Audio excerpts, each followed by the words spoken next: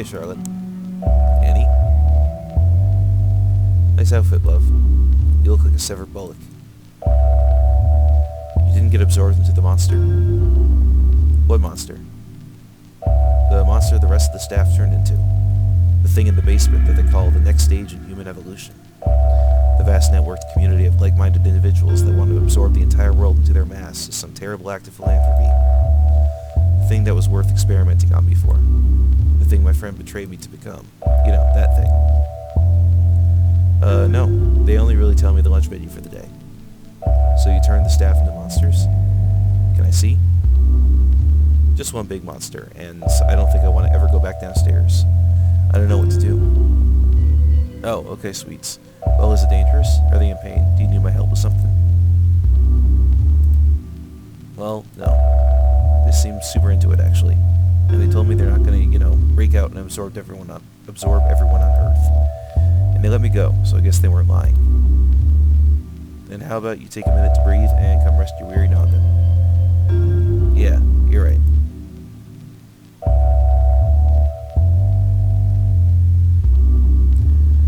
I barely knew anything about anyone. Tell me about yourself. Well, I was born in London, but we moved out to the West Country because Dad wanted to be a farmer. He was an accountant. My mom looked after me and my brother. Turns out the only thing Dad could grow was carrots, so me and my brother would spend all day at the market selling carrots for, real food. I remember when I brought home my first girlfriend, my dad was so psyched that I was into girls. Every father's dream.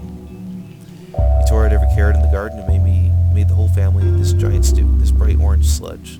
Best thing I ever ate. Then the cannibalism started spreading from London. Feral folks started showing up, and we all joined in, of course. Suddenly, people didn't want carrots anymore. Don't know why. They went great with man steak. One day, some American bloke puts a notice up on the town's bulletin board, promising money for test subjects to come to Massachusetts. I just wanted to collect my earnings and go home, but my brother is such a big fucker they went and hired him as a monster hunter. What's a feral folk? People that just ate too much people. There's the normal lads that sort of just enjoy the chaos. Go to the pub, cheese and onion crisps, shag the landlord's boy, quick murder on the slog home, barbecue tomorrow if the weather's good for it. And then the ferals say, bugger the pub. Let's just perch outside and wait for the first dozy sod who wanders out for a piss and tear him to pieces. Know what I mean? Cannibal apocalypse and there's still pubs? How else are you going to enjoy it? So what are the requirements for becoming a witchy poo? Am I allowed in? Well, you need to be brainwashed into thinking that the world is fundamentally broken, and you and your coven are the only people who can fix it. And chicken soup. Chicken soup? You spend all night out in the rain dancing around in the necky, you're going to want a lot of chicken soup. If you can come up with a unique recipe, you're in. Toes. Huh? Chicken and toe soup. Suck the toe meat off like chicken wings. Like num num num. Yeah, that's definitely a unique recipe. Meet me at midnight for your complimentary artificial sense of belonging and frostbitten ass. So now that you saved the day, are you going to go back to your coven, kiss some frogs? That's princesses, and I wouldn't call merging the entire university into a giant tentacle monster with my eyes saving the day. Well, all the horrible stuff they justify by saying it's for the greater good and whatnot, I'd call putting a stop to that saving the day. It's just lucky I talked them out of busting out of the university and absorbing everyone, and they only stopped out of self-interest, giving out toxicity or whatever. If they get the idea that it would all be worth it, the whole planet's in danger. And you can just use your eyeballs on them again, right? Zap them into mush. That's the weird thing, my eyes don't work anymore. I tried to zap them, and nothing. I guess I'm normal now. My whole life I've just been surrounded by people who I thought were like me. I liked going to school with the other mutated kids. I liked my coven. I thought we were going to save the world. And when they told me to go to work for the biggest occult university in America, I was excited. This place sounded super cool. And I thought it was full of more folks like me, folks who wanted to help people. But it's all fucked up. Even the people whose ideals I agree with have these malicious agendas inside them. It sucks. So I'm done with people. I'm just gonna get away from civilization. The Mad Hermit method. I like it. You can borrow some of my hair, make a nice beard. Actually, I was thinking, do you remember that thing about going to England and the shotgun in the umbrella stand and the pea green oven and the polka dot dress? Because that sounds, kind of cool. I can get a dress at the harbor. Really? Would I, fit in over there? Well, no, you're a Yank. You need to fix your accent. Say blimey. Blimey. Terrible. still gotta figure out what to do with the monster in the basement. First, you gotta pack your stuff up and get out of that straitjacket, Lovey. Yeah, I guess you're right.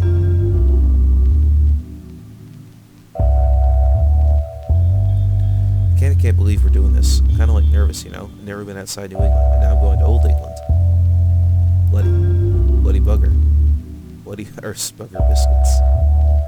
Am I doing it? Well, you got the topics down. Aren't you gonna get ready too? Well, let's see. Shirt. Yep, I'm ready. You're also wearing shorts. Now, what do you know? Well, we're probably gonna need some cash dollars at some point. Boat tickets, lunches, stuff like that. Plus, if I'm gonna be Charlotte Lestrange, human girl, I'm gonna need some non-witchy stuff, jeans and whatnot. I'll snag a few paychecks on the way out. It's not like anyone here will need them. Don't remind me. I need a brain scrub after what happened in the basement. Hopefully being a million miles away will help. You said they were super into it. Plus, you got to save the world and all that bollocks. Guilt-free transaction in my book. Yeah, I guess. You know, if we're gonna go on a sick marriage ventures, we should probably say something nice about each other, at least once.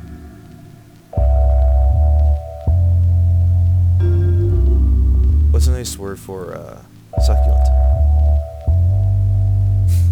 Okay, so we'll put that on hold. Mindy. Oh, I forgot about her. Day 3 without morning announcements. I'm frightened, Charlie. I'm scared, alright. We were big fish in a small pond back in Tucson, sure, but we were happy. We had milkshakes, we had the crick, we had a dame on each arm, and a change for the moving pictures every night. Damn it, Charlie. Now we're here. New York goddamn city. And I hope you're happy. I've been shot, Charlie. I've been shot. But it hurts the worst in my heart. I miss Tucson, Charlie. I miss home. Don't you dare wash my blood off your hands. What the hell was that, Mindy? Oh, fucking course. The lunatic with the microphone's still alive. You should probably go tell her she's out of a job, my lovey. She won't figure it out until a couple weeks after her wage packet doesn't arrive. Oh. What a shame that will be.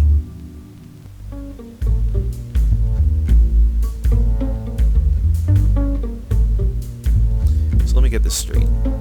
You were hired as a security guard a week ago, and within that week you managed to flagrantly disobey security protocol by entering a classified primordial ooze extraction facility without the proper clearance, steal the valuable possessions of a Miskatonic off-site employee, stop the transport of invaluable supplies and equipment to the Plateau of Lang by dismantling portal production in Dunwich, destroy the most prestigious occult science school in North America, and convert the entire faculty and student body of said establishment into a mutated abomination of flesh and tentacles hosted by your best friend. And rather than solve any of these problems, you're taking a half-feral cockney cannibal who you met when she professed to wanting to eat the lower half of your body on a romantic vacation to elope in a country overrun by psychopathic man-eaters. Hello, Annie. Hello, Mindy. Wait a heck a minute. First of all, the only reason they hired me was to use my eyeballs for their creepy bullshit. Secondly, the primordial ooze extraction whatever was torturing kidnapped locals with fear experiments and cutting their brains out to suck the goo out with giant syringes. Thirdly, the Dunwich portals were created by keeping Lizzie's twin brother in Nevada primordial ooze, keeping him trapped in agony, so I let him out.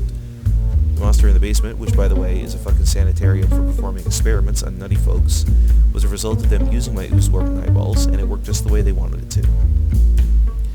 And I only took that dead Randy stuff because the deep one it all belonged to finally escaped that horrible place. And even more in my defense, everyone really seems to enjoy being a big gross monster. Like, really a lot. Yeah, it's been fun times from what I saw. And if it's any consolation, if I took a chunk of her, I'd probably get dysentery. That dress is 12 seconds old. Be that as it may, I now find myself out of a quite cushy number. You may have heard that I recently acquired tenure. Yeah, you're screaming into my brain every morning over the tannoy gave me an inkling. Congratulations, by the way.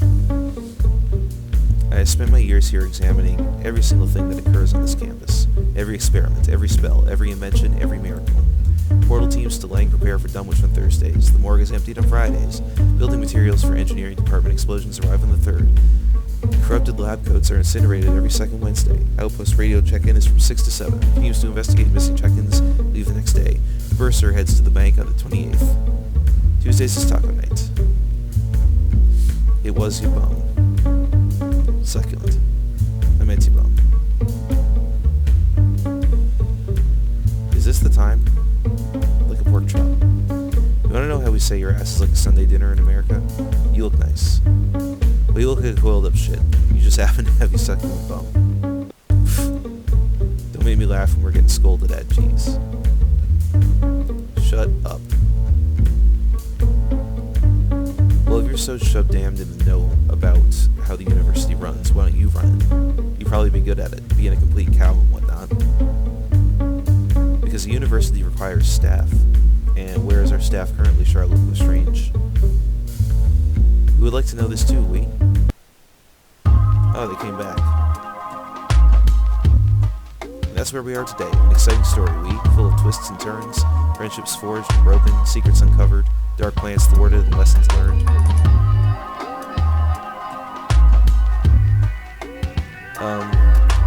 Okay. So why are you telling us this? Well, with most of the faculty congealed into a massive merde, out of the rest of us, you're the most senior and highest ranking member. So you're in charge of the Miskatonic. If you want to be, I mean. Since you and Billy are interdimensionally connected to Yog-Sothoth, we'll have all the knowledge of the known universe at our disposal. Which means no more invasive experiments on innocent members of the public, no more monster autopsies, no more primordial ooze collecting or portal making, no more evil stuff for the greater good. We can start making real leaps in occult science and technology with you guys at the helm.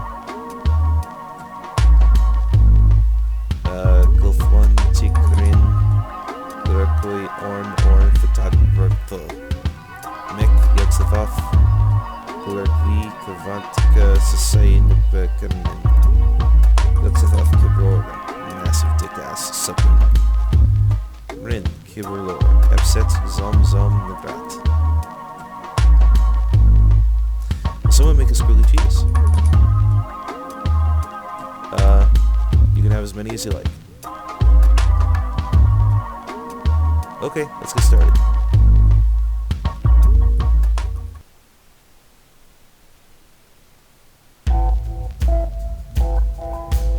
Wow, and that was it. Okay, we finally beat it.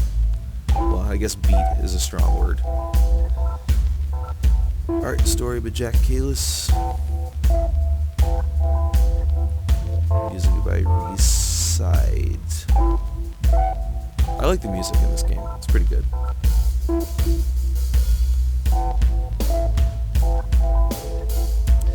So my final thoughts on this are, I do like how weird the art style is. Like, it's obviously very, like, fetishy. I mean, if you've seen the art of Jack Kalis, you would know that, because that's kind of like his whole thing. But I just kind of like how strange and off-putting the character designs are. It's very unique. You wouldn't really see anything else like it unless it was made by this guy. I like the story. I thought it was pretty cool. I do wish that there was more gameplay to this game. It really is just like a point-and-click visual novel sort of experience. Like, you don't even really get to control the main character as she's walking, like, up and down the halls. That would have been nice, you know, if there was just like a little animation. You could just use your keys to just like walk into the various rooms, instead of it just being like, you know, you click on the door and then you automatically teleport into there. Yeah, not really any gameplay to speak of other than just like clicking things. But, you know, for what it was, I enjoyed it.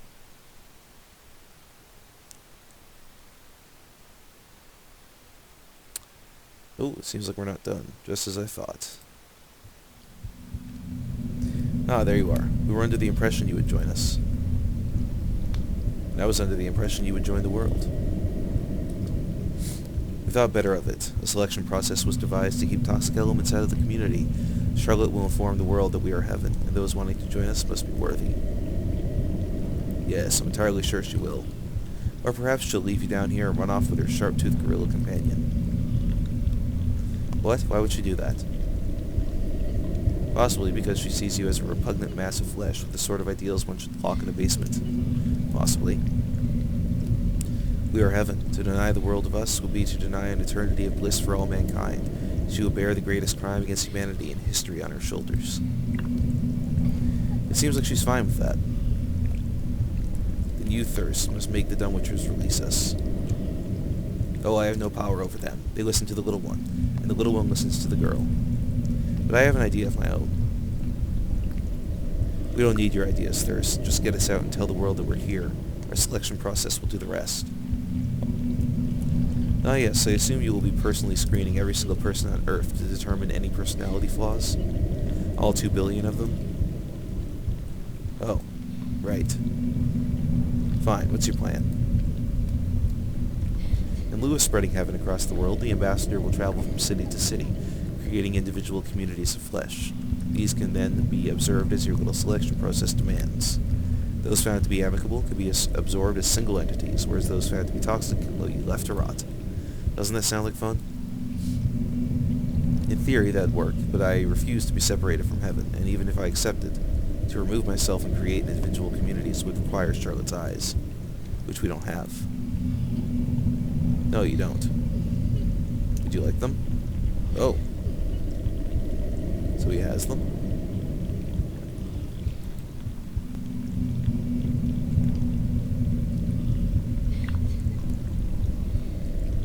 Ah, at last. How do you feel? Oh, what the hell? Debilitating, eye-watering bliss, thirst, an emotional matrimony of contentment, and peace that is as satisfying as it is exhilarating. I'm still connected, Thirst. I refuse to leave heaven. I just wonder if this is going to work. That is the strange thing about humans. Like-minded individuals always converge to share their common interest, only to attempt to outdo each other's knowledge or passion for any given subject, which leads to mild thoughts becoming extreme righteous causes, and a sense of elitism and hostility towards outsiders. What are the hells of religion or the far wings of politics if not sensible ideas rotting in the convergences of human minds? Have you heard a European talk about their football? Trust me, you humans are incredibly predictable. You will jump at the chance to be connected into a vast neural community. The only thing to fear is that you'll find a way to ruin it. Are you ready to go? Whoa. Sure, where to? Creepy and weird.